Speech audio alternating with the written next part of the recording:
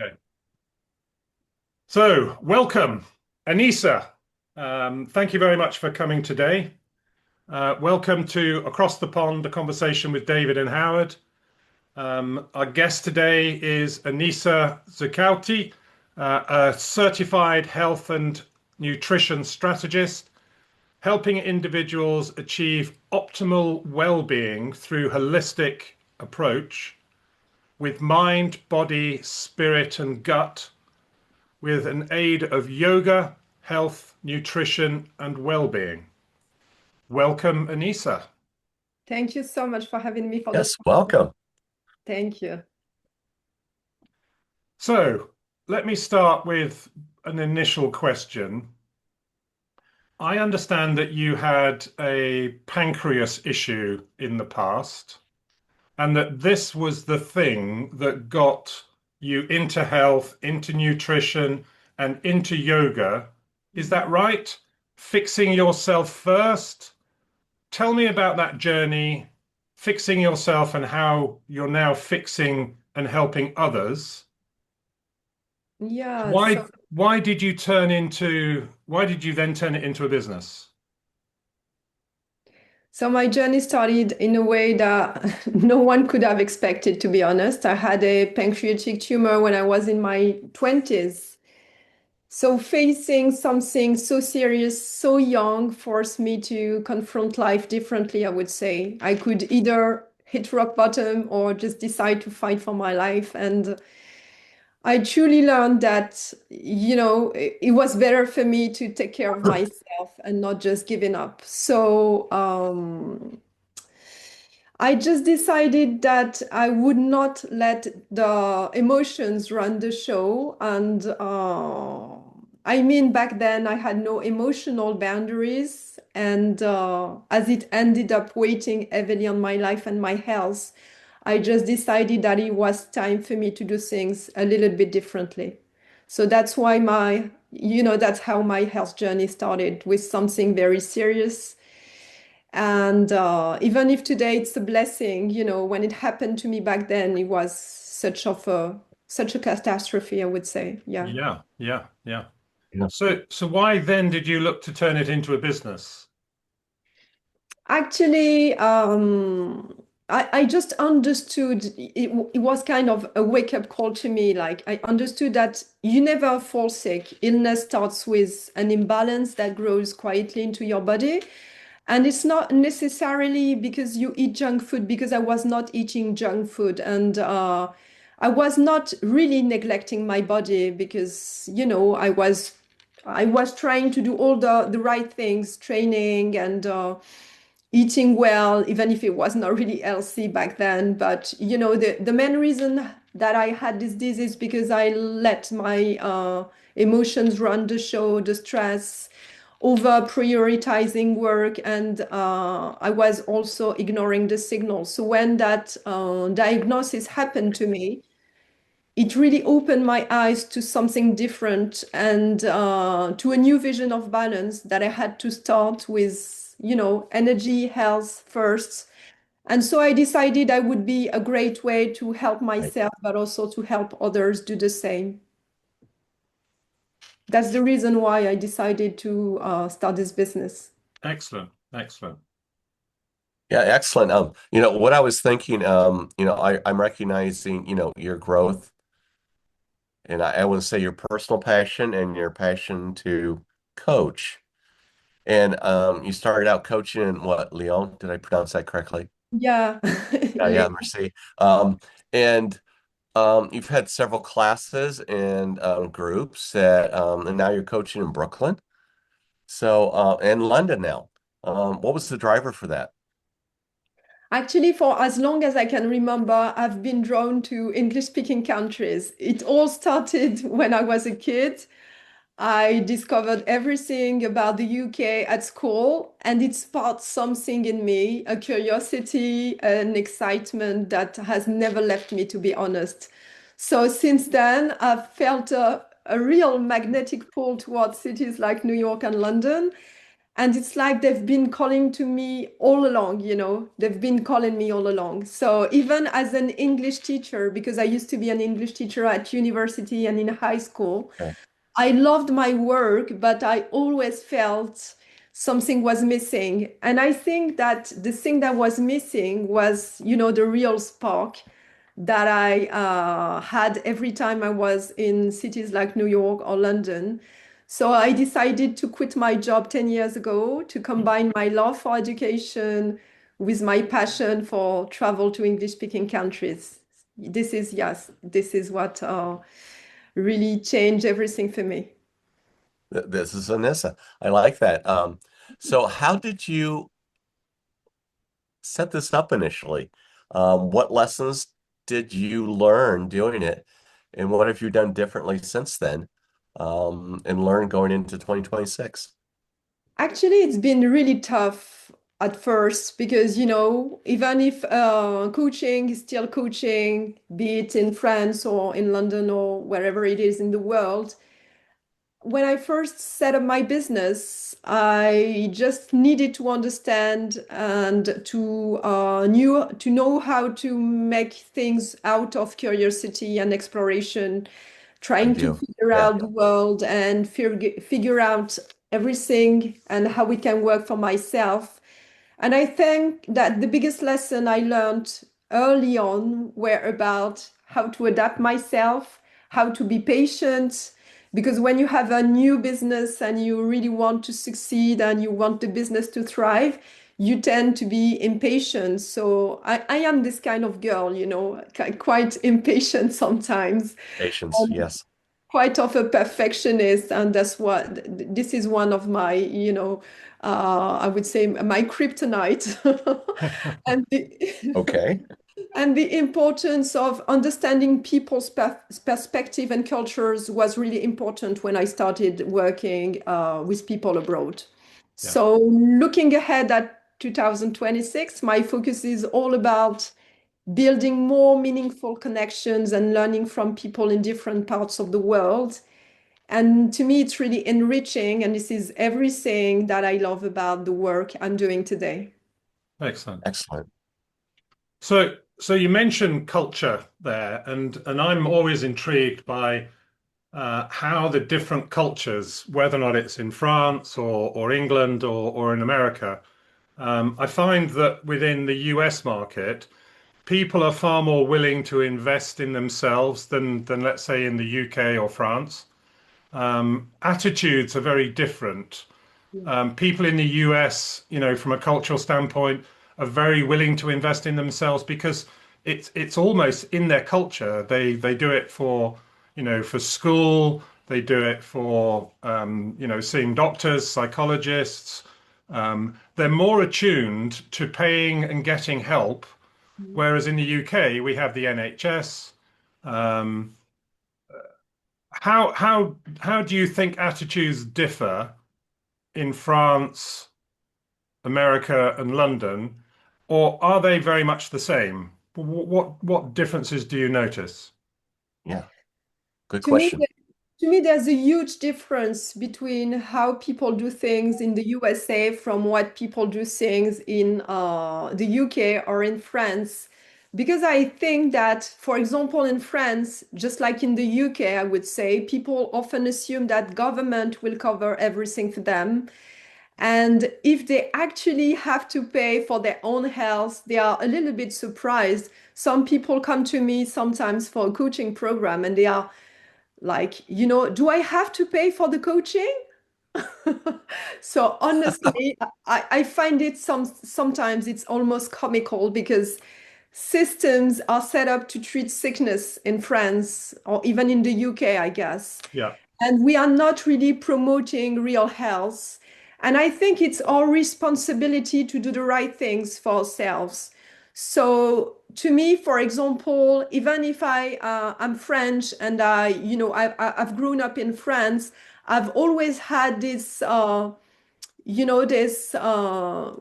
to do things, to invest heavily in my education, my training abroad. And so I had to pay a lot of money to get this training in the US, for example, or all the training and the nutrition and health schools that I've done, I had to pay for that. It was not free. So I believed that I'm convinced that, it's all about your responsibility and taking charge for your health and your energy as well. And to me, Absolutely. it's been really like beneficial because I've been reaping the benefits ever since. So I'm completely convinced that people in France and in the UK should take more responsibility for their health, and they should care about creating a health system for themselves and not waiting for the government to give them the solutions that sometimes are just way to cover the symptoms. They are not really solutions. Yeah, yeah, yeah. Yeah. I would agree. I would agree with that. I mean, I have a dream of one day being able to coach my way around the world, going from country to country. Go, What Howard, go. what appeals to you in coaching in other countries? I mean, you're doing it in England, you're doing it in France, you're doing it in America. Do you have any other aspirations to coach in other countries? Actually, I'm all about coaching people from all around the world, but naturally, it's been all about the UK and the USA because these are the places that are my passion. But I would say that becoming a coach abroad allowed me to combine, a real passion with work, teaching, guiding, and learning from people from all around the world is something that is both my work and my passion. And there's something about connecting across languages and cultures that really lights me up, I would say. This is where my energy and purpose meets, and I feel fully alive, fully myself when I'm coaching people from all around the world, not just in France. So it's just like I cannot really explain, but this is the way I love like living and working. Yeah, excellent. Yeah, yeah. I like the way you're using passion and energy. Um, I know you have, I'm going to use my words, two practices here. You've Yeah. got the Brooklyn Fit, which is probably more body. Anyway, I'm just using my words. And then you've got Wake Up Balance. But what's the origin story behind the Brooklyn Fit? How'd that come about? Yeah, actually, Brooklyn Fit started for my passion for health and longevity, and I started helping people lose weight. So it was like the brain for the French market. And my values are all about, it's always about caring for healthy longevity. It's not just about aging or losing weight for the physique or for the sake of it. It's all about how can you make sure that what you're doing, your daily routine, the way you eat, the Right. way you move is something that can really be beneficial for your health and also for your body. So I have this whole notion of mind-body approach. And to me, the name Brooklyn Fit was a way to pay a tribute to the place that has always been very dear to me. It was the place where I learned everything about holistic nutrition and health. All right. So it made sense, even if people in France were like, why have you chosen this name? You're not in the US, you're in France. And I was like, I don't care. This is who I am. And if people Right. know who I am, they will understand. Excellent. Well, I think yeah, same thing. this Nope, is nope. what a brand is all about. It's supposed to be who you are and not just a name for the sake of it. No, Yeah. no, and you expanded that, right? Into the wake up balance. You took that from one level to your next level, right? And can you describe, what's different between that and the Brooklyn Fit? Actually, the Wake Up Balance was the other brand Put name it all that I together. find for the international market. They all share the same passion, values, and life purpose, Okay, but okay. one is a tribute to New York City and everything it brought into my life. And the second is a reminder of my wake up call. Because, when I was in my 20s, I had this pancreatic tumor. And today, I really feel that it's been a blessing for me because the name is a reminder that change is always possible. and it's often Right. necessary. And so I feel really grateful and blessed that I had this moment of clarity and vision when I was still a very young woman. And it brought me to where I am now, you know. So if I had not had been sick, maybe I wouldn't have coached people from all around the world. So yes, this is to me, this is gratitude. This name, Wake Up Balance, is like gratitude, and it's also about this value that is really dear to me of finding a balance for yourself. This is really key to life. Yeah. And I like that. I like the way you express yourself. That's excellent. Thank you. So Anissa, I mean, you're teaching people and you're teaching people nutrition, you're giving them a health regime, you're doing yoga. Um, how much of that, or how many of the audience that you reach, your clientele, how many of those are working from home, or is it just on a face-to-face basis? And is that why you travel to London and travel to New York? So in terms of my business and the way I coach people, it's 100% remote. So I coach people wherever they are. It's not really important because, you know, all the sessions, the weekly calls, everything can be done online. But sometimes when I can see the people in person, I would say when I start, you know, the coaching, I always enjoy seeing the persons, and we can start from there. But otherwise, it's 100% remote coaching. For some of my clients, they work from home themselves, you know, Yeah. and they've been juggling remote work, busy schedules, and high demand. So it's really efficient and practical to have remote coaching with me. But some other people that I work with, they work in London or they work in New York or in France.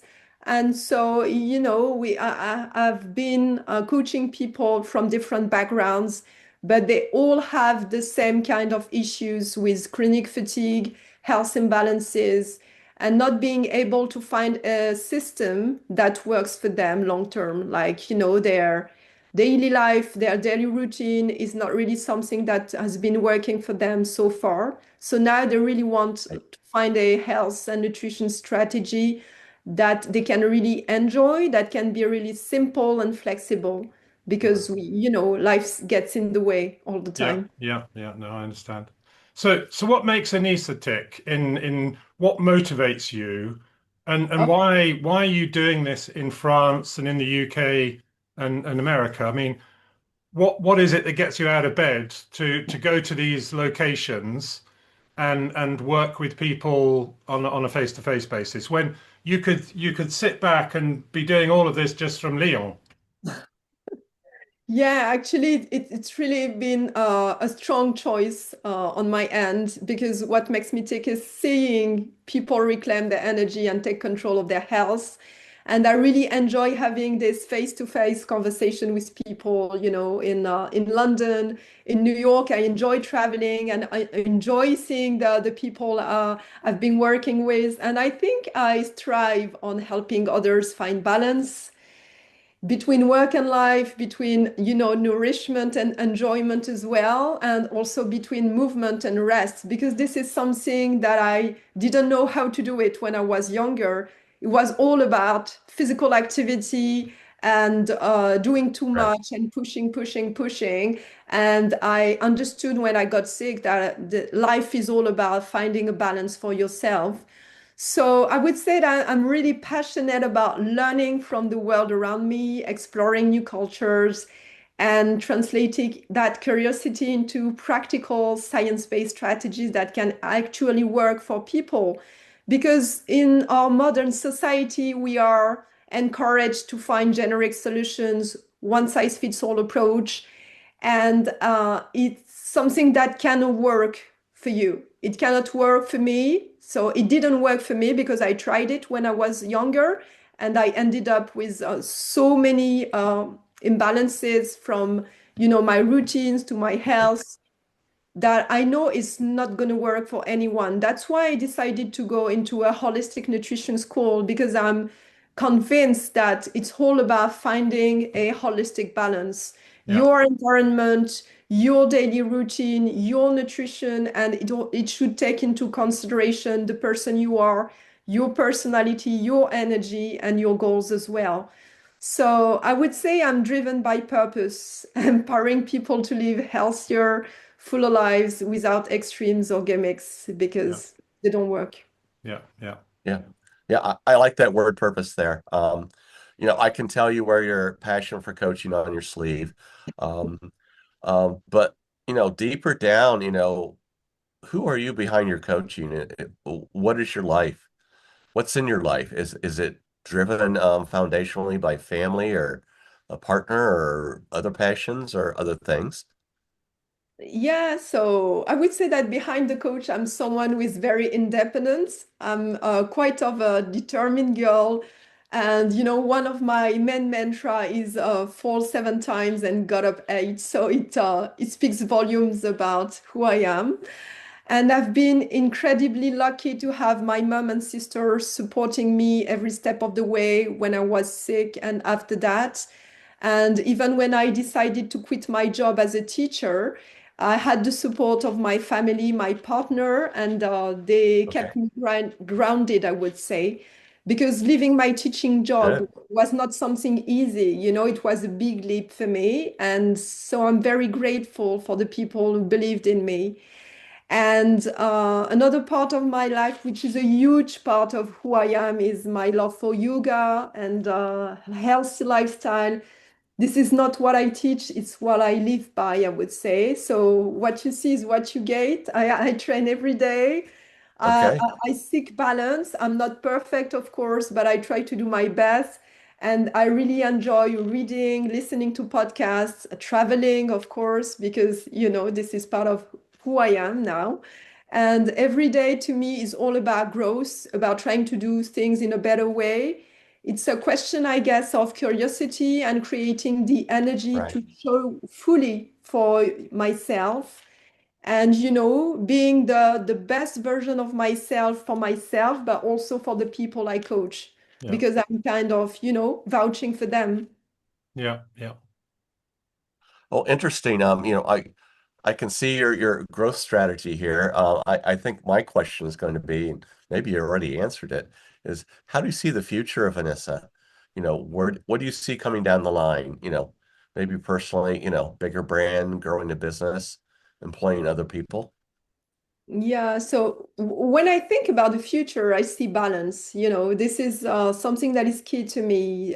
Balance between business and passion, Okay. balance between yoga and rest or fitness. I'm not really drawn to marriage or having kids because for me love is a feeling, it's not a contract. So I don't care about marriage and I don't really want to have kids, but family is something that is still very important for me. Having people that I really care about and having them around is something that I really care about.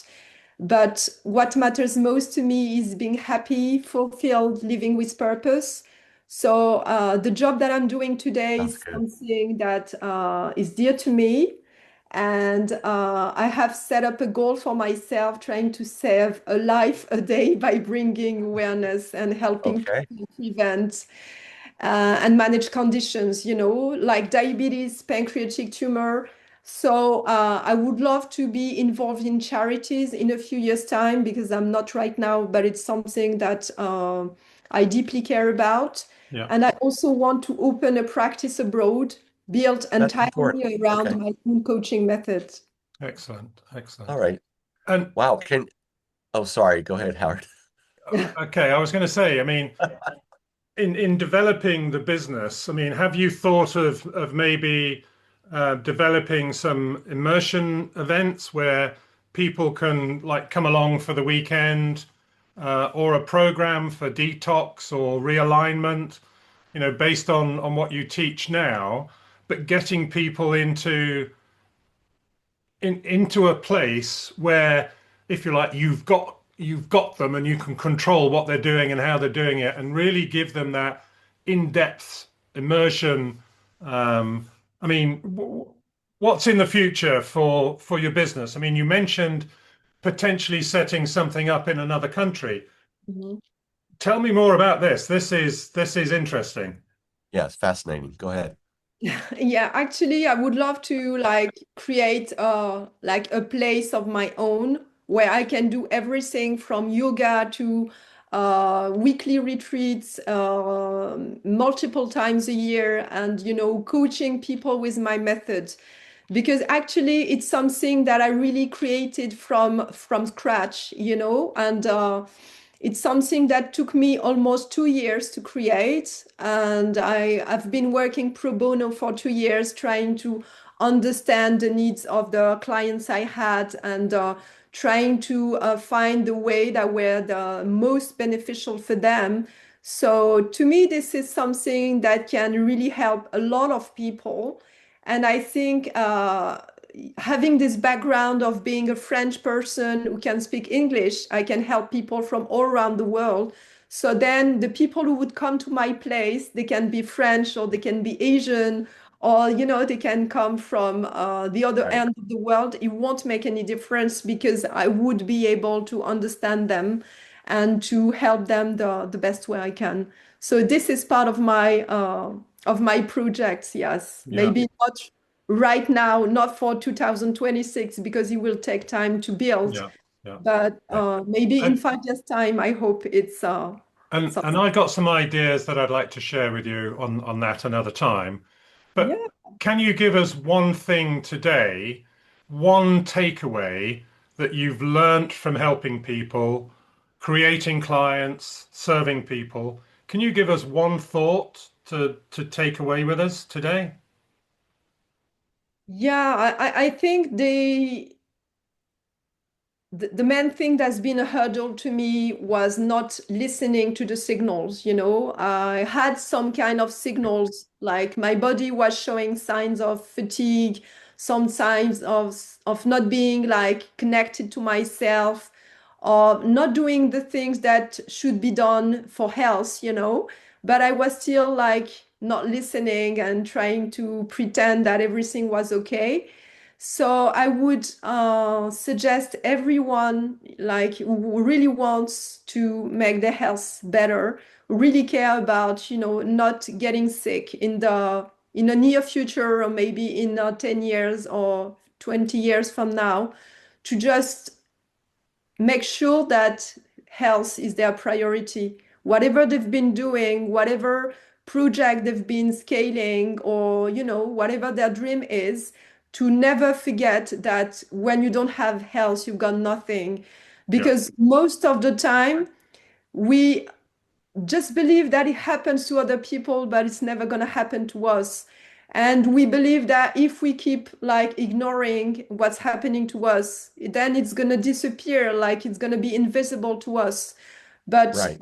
what I've learned from my studies and my years training as a nutrition specialist and health coach is that it's not because you don't see things that they don't happen. The invisible from the inside out, it's something that can be so detrimental to your health. And I've seen so many people believing that they would be okay if they just pretend. And at some point it happened. They got the cancer, they got the inflammation, they got like the burnout. So I think the best advice that I would give anyone today is whatever your project is, just not forget that, your health is really your health. It's your wealth. That makes so much sense. Keep It's going. not Sorry. just a sentence we use because it's beautiful. Health is wealth, and it should be everyone's priority and everyone's main investment.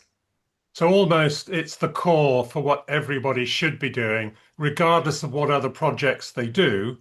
Right. Health, nutrition, exercise should be at the core of everything that they subsequently do. Foundational. Right. Yeah, Yeah, because even if you've got a huge project, at the end of the day, your energy is the way to succeed. Because if you don't have the energy or the health for it, you're not going to be the right person. You won't show up as your best self, and you won't be productive, creative.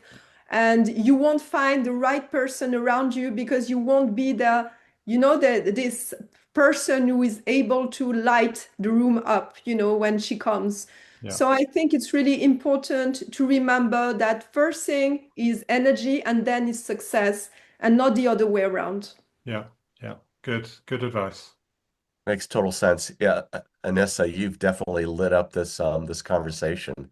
And thank you for, taking the time to chat with us, Howard and Thank you. myself. My Thank pleasure. you. Thank you, Anissa. Thanks.